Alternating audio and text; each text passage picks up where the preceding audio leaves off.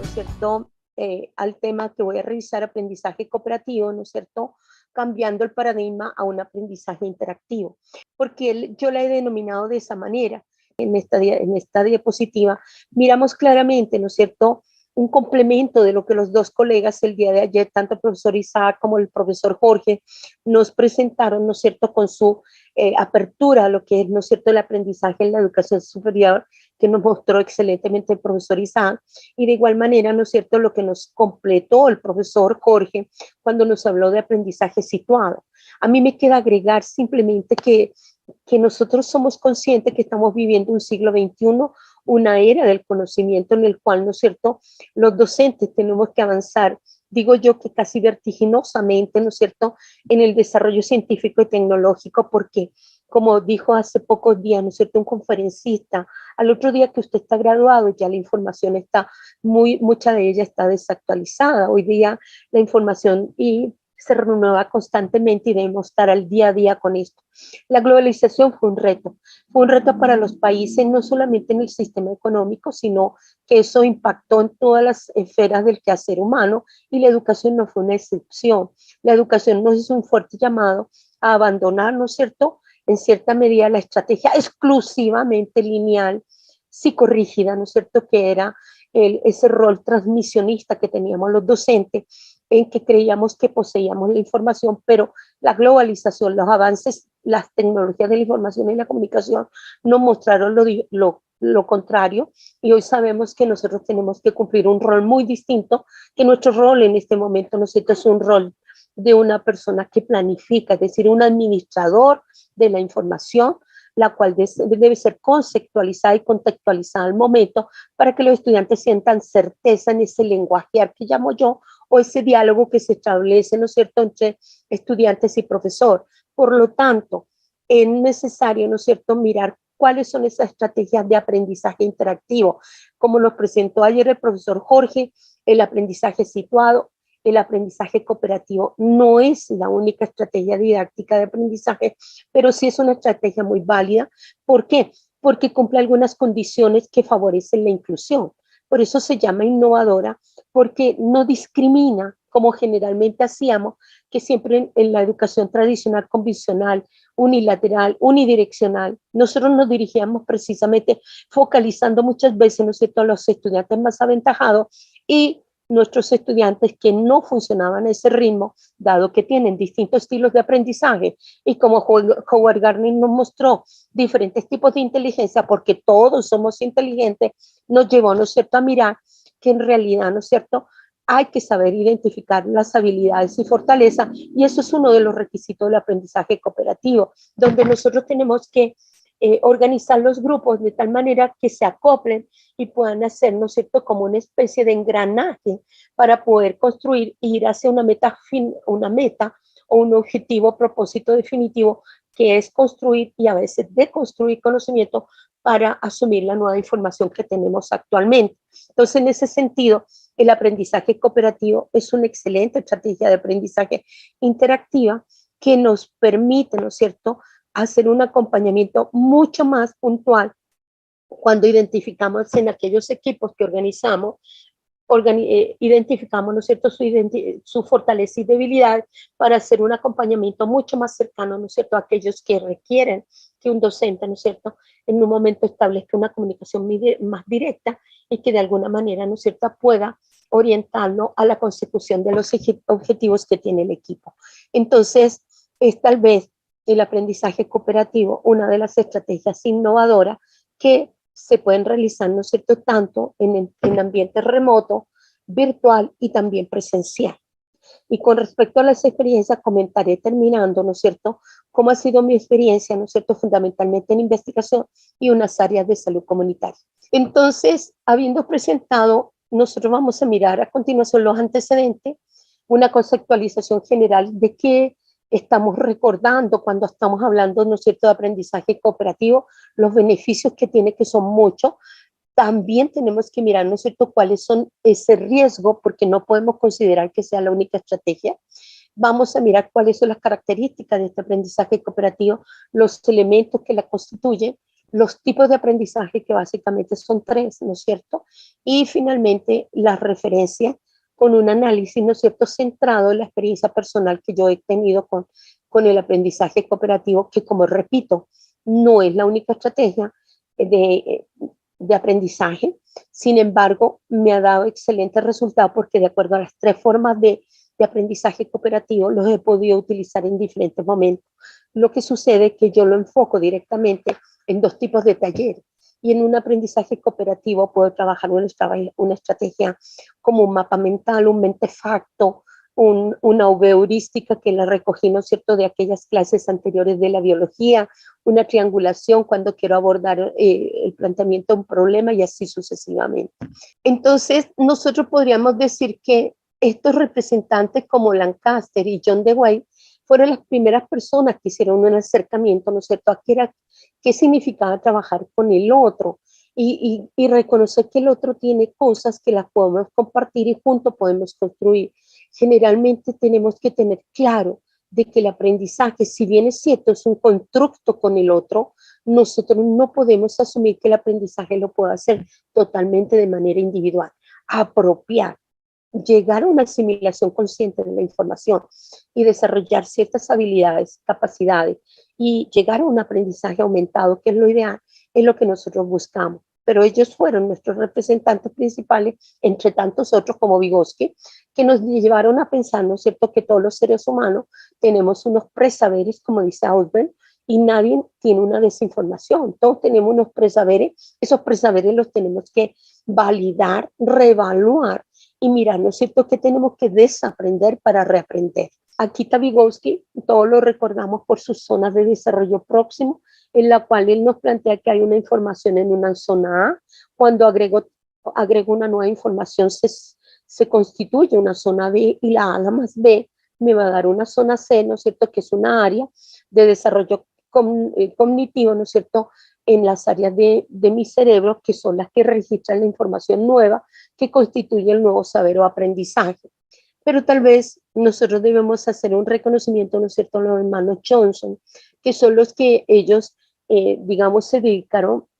básicamente, ¿no es cierto?, a hacer una serie de estudios y compilaron muchas experiencias, ¿no es cierto?, para entender cómo el aprendizaje cooperativo, ¿no es cierto?, podía ser válido dentro de esas estrategias interactivas en las cuales todos los estudiantes tienen la capacidad de participar con diferentes roles, donde no se discrimina a ninguno y por eso, como lo dije anteriormente, es muy utilizada, ¿no es cierto?, como estrategia inclusiva para aquellas personas, ¿no es cierto?, que muchas veces tenemos debilidades comunicativas, debilidades, ¿no es cierto?,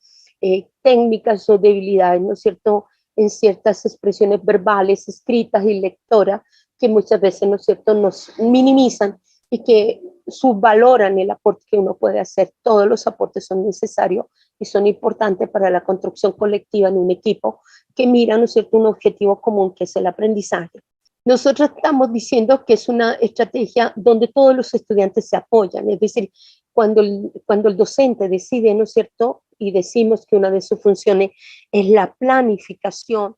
él tiene que planificar cuidadosamente cuál es el tema que va a abordar, porque no todos los temas se pueden abordar con un aprendizaje cooperativo. Indudablemente por eso tenemos todos los modelos y eso no significa, ¿no es cierto?, que nosotros no nos tenemos que volver netamente constructivista o conectivista, ¿sí?, aunque la conectividad es el llamado del momento, pero lo que nosotros tenemos que tener claro es que nosotros sí podemos tener, ¿no es cierto?, una educación o trabajar de manera híbrida en momentos presenciales y en momentos virtuales o remotos. Entonces, esta es una estrategia, ¿no es cierto?, que nos permite trabajar en todos esos ámbitos, escenarios de aprendizaje, en los cuales, ¿no es cierto?, cuando el profesor planifica cuidadosamente y con su liderazgo, sabe reconocer las habilidades, fortalezas y tipos de estilos de aprendizaje, ¿no es cierto?, que tienen los estudiantes, perfectamente puede conformar equipos, los cuales, ¿no es cierto?, cada uno va a cumplir un rol, de tal manera que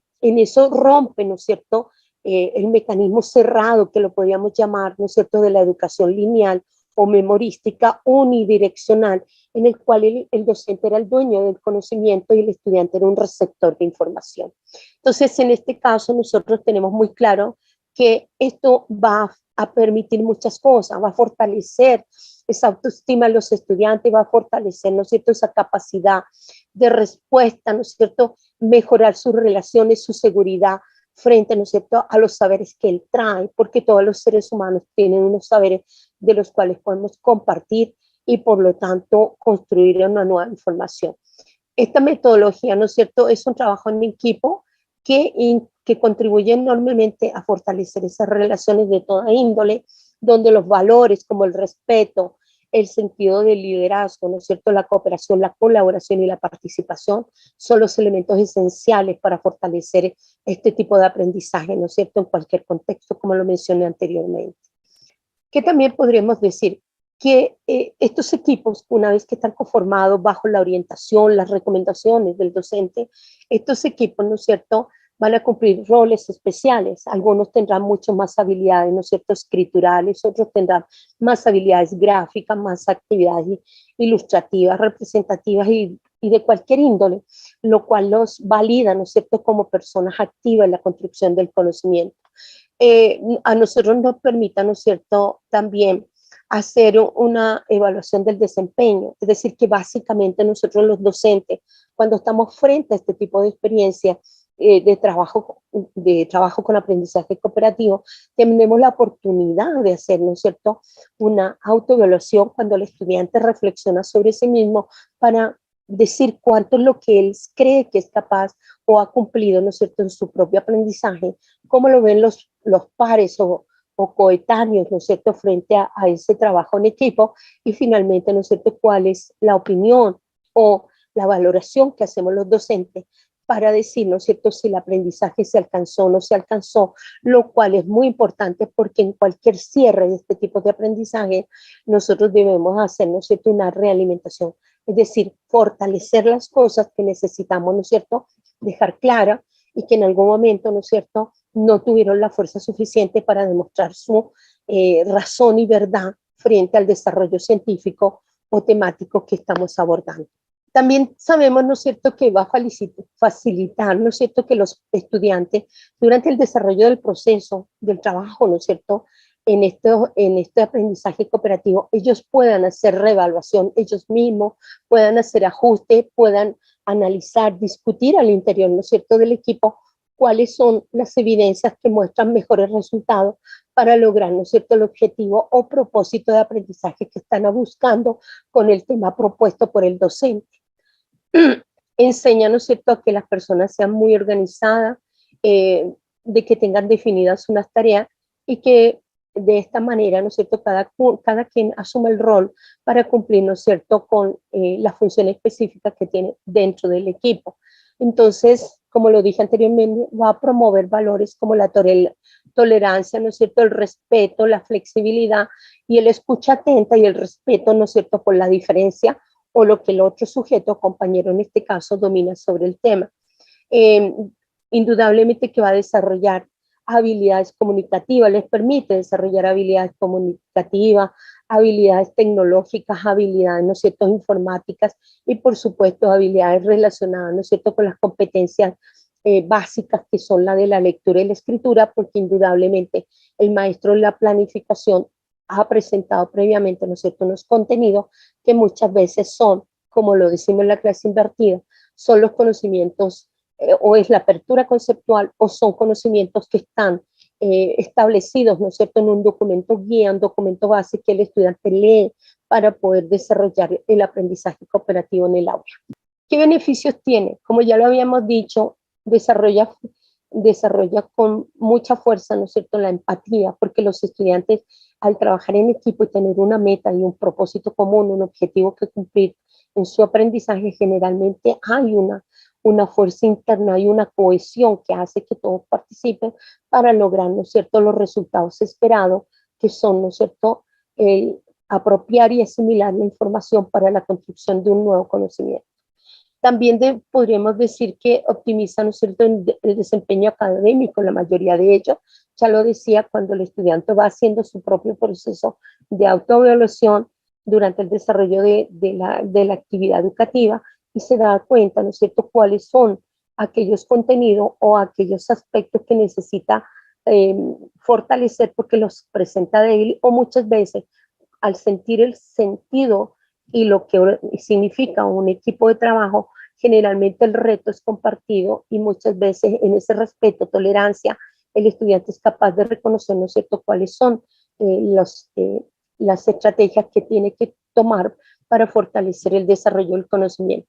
Indudablemente que desarrolla la capacidad de razonamiento. El estudiante no es pasivo. Un rol fundamental es su participación, su actividad constante y permanente durante, ¿no es cierto?, proceso de trabajo que tiene como equipo para la construcción de ese conocimiento. Y finalmente lo que buscamos, ¿no es cierto?, es que él poco a poco llegue, ¿no es cierto?, a un pensamiento crítico y por supuesto lo ideal sería un pensamiento complejo, es decir, saber, como dice Manfred McNee, derivar en estado de alerta y tomar otras rutas y opciones, ¿no es cierto?, para llegar, ¿no es cierto?, a un metaparadigma, es decir, a un conocimiento aumentado sobre la realidad de lo que se le ha presentado durante el trabajo en equipo, ¿no es cierto?, de un tema específico. También entre los beneficios, ¿no es cierto?, es que aquí los profesores y los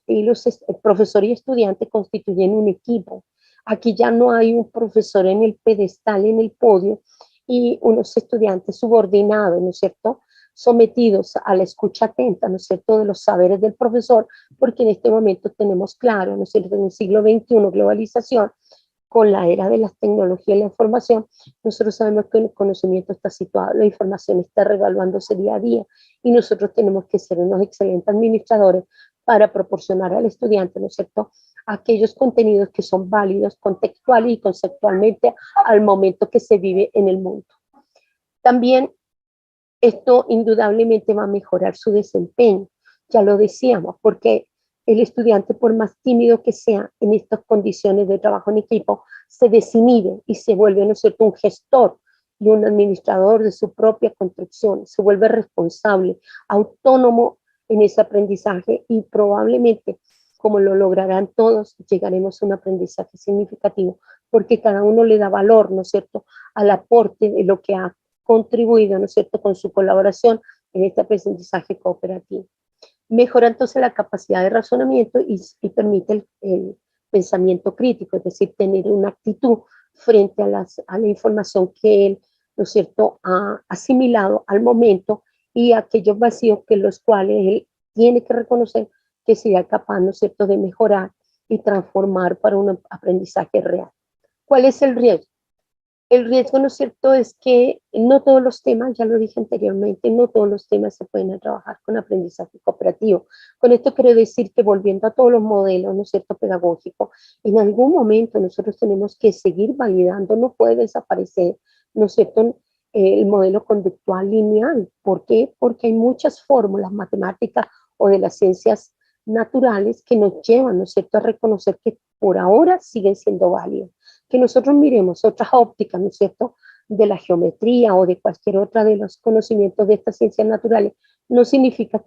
que tenemos que desaparecer o abandonar, ¿no es cierto?, ese aprendizaje conductual. Muchos de nosotros memorísticamente aprendimos, ¿no es cierto?, muchos tipos de conectores, entre ellos las preposiciones, y las aprendimos de memoria, pero tal vez como ocurrió conmigo personalmente, muy tarde, no en el bachillerato vino a entender que en realidad los conectores me servían para ese sentido, esa semántica de la construcción textual y que usara adecuadamente, ¿no es cierto?, los sintagmas para que esa sintaxis tuviera lógica y sentido dentro de la construcción del texto. Entonces es muy importante que nosotros tengamos en cuenta, ¿no es cierto?, que esta no es una única estrategia, porque nosotros el aprendizaje cooperativo es una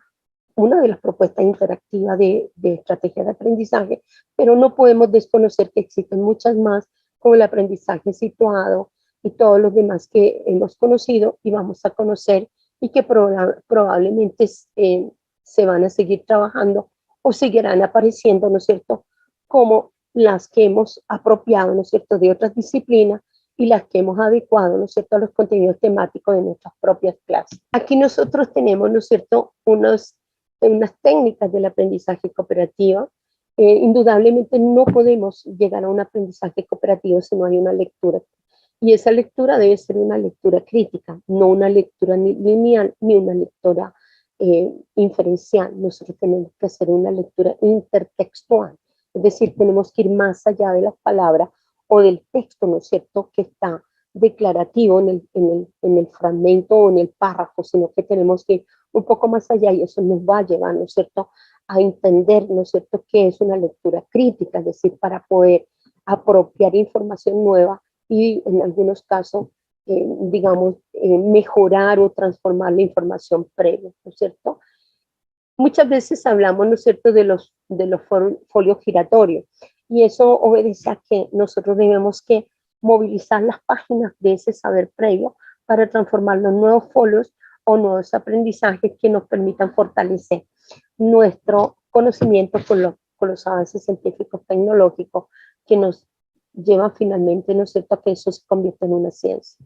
Cuando decimos lápices al centro, significa que todos somos capaces de aportar y aportar, digamos, analógicamente lo que entendemos lápices al centro, es que todos tenemos algo que aportar para la construcción del conocimiento, que algunos tengamos una información más, pero hay otros que tienen unas estrategias que no tenemos otros, y eso hace que el trabajo en equipo sea rico y sea productivo y realmente, ¿no es cierto?, logre los objetivos propuestos. Entonces, lo importante en esto es que sea un equipo organizado, que sea un equipo disciplinado, donde todos ponen, porque hay unas metas y un objetivo como propósito común que hay que cumplir para la construcción de esa nueva información y transformación en conocimiento. Entonces, aquí miramos una de las características. Nosotros ya estábamos diciendo que las características del aprendizaje cooperativo, ¿no es cierto?, es que parte de la organización de equipo, ¿no es cierto?, que tiene que tener un dinamizador, un orientador, y esa persona, ¿no es cierto?, es básicamente el docente, el que los orienta, el que los acompaña y que participa, ¿no es cierto?, de alguna manera muy, muy observada, ¿no es cierto?, cuando ve que necesita redireccionar el equipo, ¿sí? Deben haber roles muy definidos, la tarea debe estar muy bien planificada, cada estudiante debe saber cuál es la función que va a cumplir y en general, ¿no es cierto?, desarrollar una serie de actividades que no lleven a la competencia, que no lleven, ¿no es cierto?, a la individualidad, que es lo que caracterizaba, ¿no es cierto?, el aprendizaje individualista, memorístico, en el cual nosotros generalmente evaluábamos casi exclusivamente la memoria.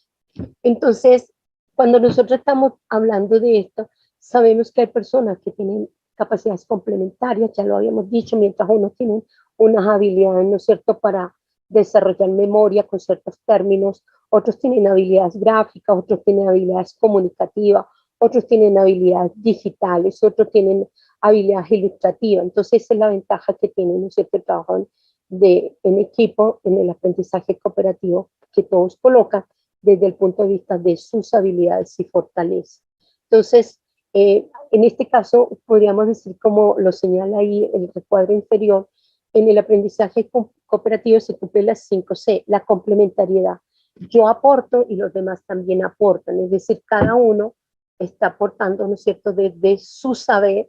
la coordinación, es decir, siempre va a haber un líder que va a ser quien los dirige y que obviamente tendrá muy determinado, ¿no es cierto?, los objetivos y funciones que cumple cada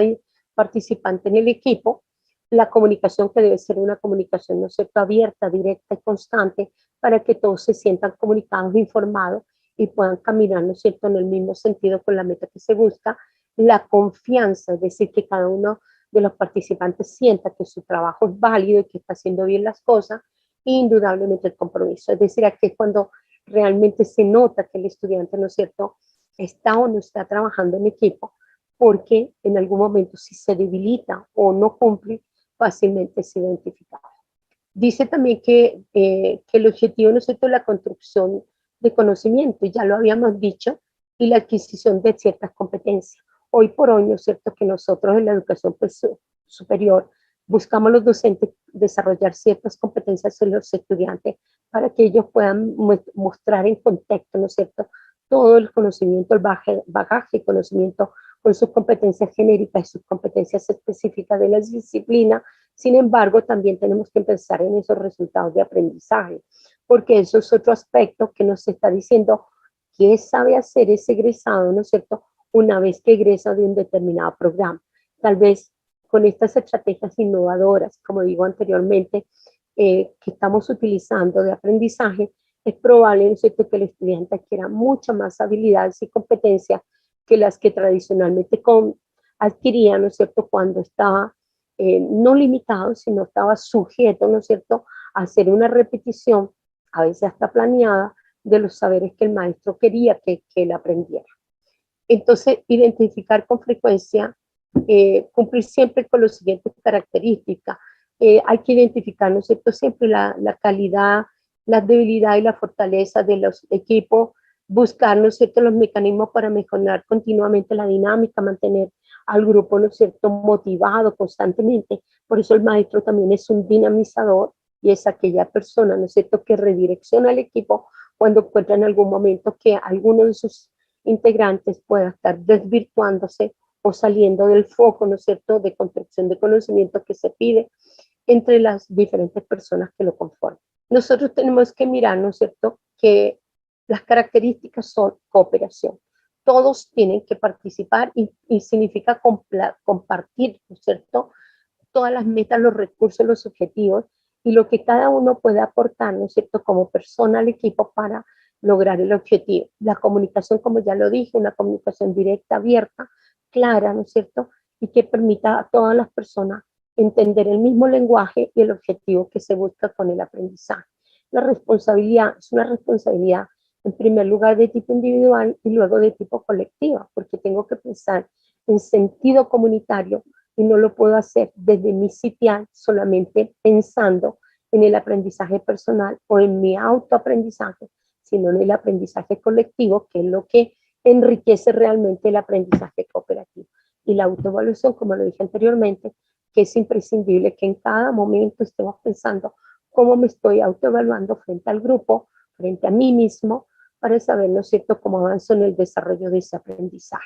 Entonces, ¿cuáles son esos elementos que deben tener? Capacidad interpersonal y de grupos pequeños. Entonces, aquí, como dijimos anteriormente, las habilidades cognitivas. Las habilidades cognitivas son los aportes del saber que cada uno de los estudiantes lleva, ¿no es cierto?, para el trabajo en equipo y poder construir ese nuevo conocimiento.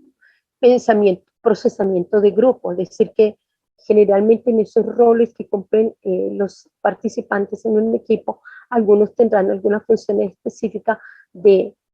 compilar la información, organizar la información, darle el sentido lógico al contenido y por supuesto terminar el documento para la revisión, socialización y evaluación, que es lo que finalmente va a llevar a validar ese conocimiento con la realimentación o los ajustes que hagan el cierre, ¿no es cierto?, el docente cuando el equipo haya terminado la actividad que se ha solicitado. La interdependencia. Nosotros hablamos que hay una interdependencia positiva cuando todas las personas que están en el equipo, ¿no es cierto?, buscan maximizar la productividad. Es decir, que ellos en ese engranaje o en esa especie de tuerquita que engrana uno con otro, lleva, ¿no es cierto?, a fortalecer la construcción de esa nueva información para transformarlo en el aprendizaje o no aprendizaje, ¿no es cierto?, que el estudiante debe asimilar o debe construir, ¿no es cierto?, para el enriquecimiento de su formación profesional.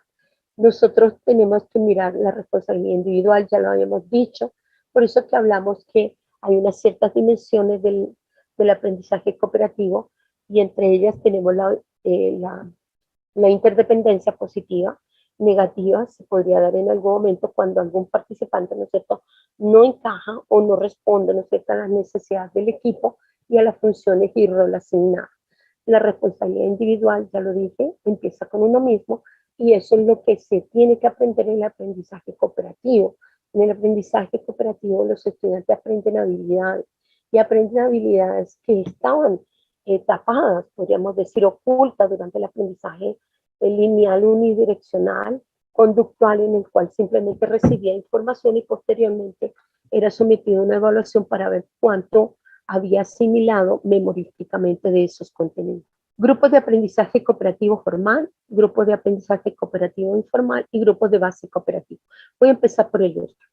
Los grupos de base cooperativo, ¿no es cierto? Generalmente en la experiencia profesional voy a ir incluyendo algunas acotaciones de mi experiencia profesional. Yo trabajo básicamente lo que es investigación. A esta altura de mi experiencia profesional, tanto en educación como en salud, en pregrado y posgrado. Entonces, ¿por qué menciono esta de primero? Porque realmente, ¿no es cierto?, en el desarrollo del método científico, bien sea que estemos haciendo una evaluación de corte, una investigación de corte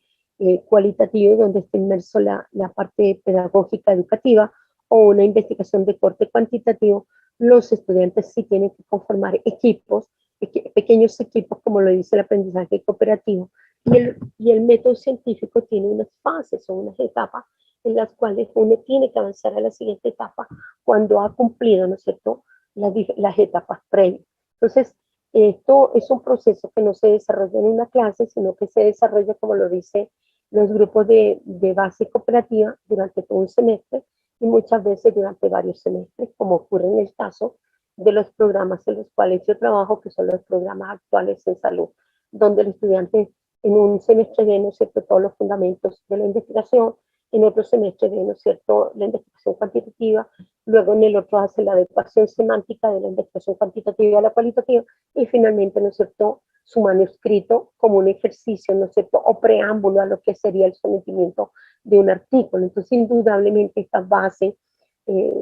estos grupos de base cooperativa, son grupos que generalmente pueden culminar, ¿no es cierto?, con esa opción de grado como requisito, ¿no es cierto?, para obtener su grado profesional. Entonces, estos equipos son equipos sólidos que se van conformando semestre a semestre y van acumulando sus saberes y sus experiencias según el método, ¿no es cierto?, como el enfoque o paradigma, como lo señalé anteriormente. Cuando personalmente yo utilizo los grupos de aprendizaje cooperativo informal, muchas veces los utilizo, ¿no es cierto?, cuando yo quiero hacer, por ejemplo, en mi investigación un marco histórico. Y entonces yo, por ejemplo, les puedo presentar una cierta enfermedad y les hago, ¿no es cierto?, que hagamos una reflexión de cómo, ¿no es cierto?, los virus han evolucionado en el desarrollo de las pandemias. Entonces se forman equipos pequeños donde los cuales hacen análisis y reflexionan sobre cómo ha sido la evolución y la mutación genética de estos virus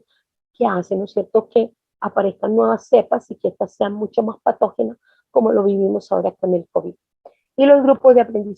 aprendizaje cooperativo formal